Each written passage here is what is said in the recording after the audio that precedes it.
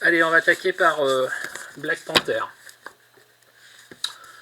Donc comme je l'avais dit, j'avais acheté le premier tome à ma fille cadette qui adore le personnage quand elle a eu le Covid au mois de février. J'ai acheté la suite quand la suite est sortie. Et puis, j'avais pas pris le temps de le lire.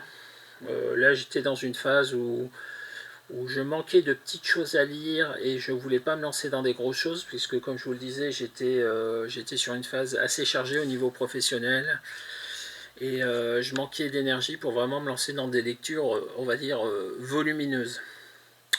Donc j'ai décidé de le rattraper, j'ai lu les deux tomes. Alors, quel va être mon retour? C'est exactement les défauts que j'attendais.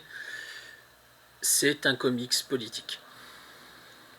C'est encore le royaume du Wakanda qui est dans un état politique assez intéressant. Il faut le reconnaître, c'est assez intéressant le statu quo au départ. Et le statu quo évolue du fait des actions passées de T'Challa. Donc il y a des remises en question, il y a des questionnements de conscience et de choses comme ça. C'est assez intéressant. Mais j'ai une impression de déjà vu assez marqué. Et c'est pas assez innovant pour me faire passer la pilule du déjà lu, en fait. Parce qu'il y a des choses que quand je les lis, je me dis ça me rappelle ça, ça et ça, mais c'est suffisamment bien écrit pour que ça soit juste une histoire, une nouvelle histoire qui ressemble à autre chose. Là, j'ai l'impression de lire un calque, en fait. J'ai l'impression de lire un calque. Et ça tourne vraiment en rond sur ce personnage. Euh, ouais, je vous le recommanderais si vous aimez le personnage parce que c'est pas mal foutu. En particulier, donc là on va des épisodes 1 à 10.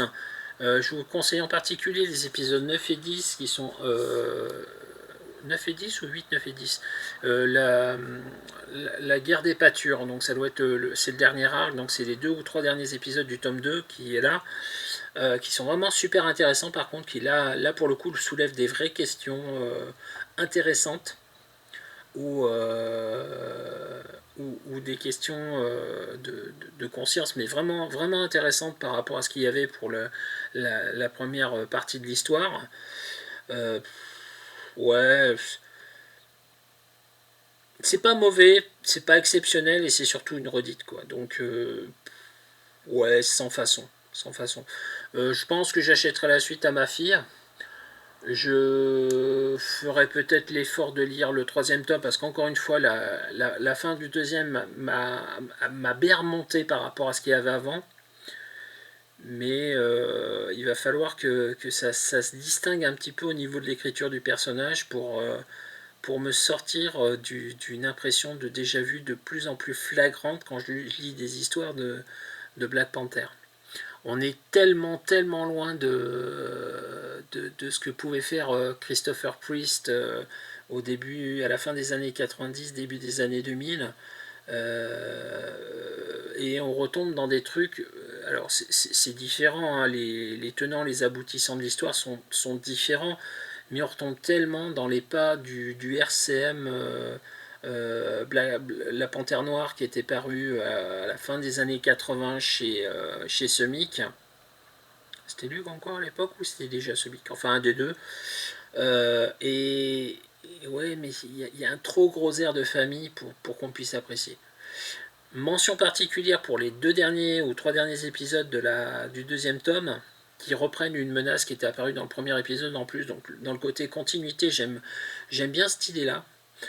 Mais ouais, bouf. Ouais, bouf quoi. C'est vraiment si vous êtes fan du personnage. Sinon, passez votre chemin.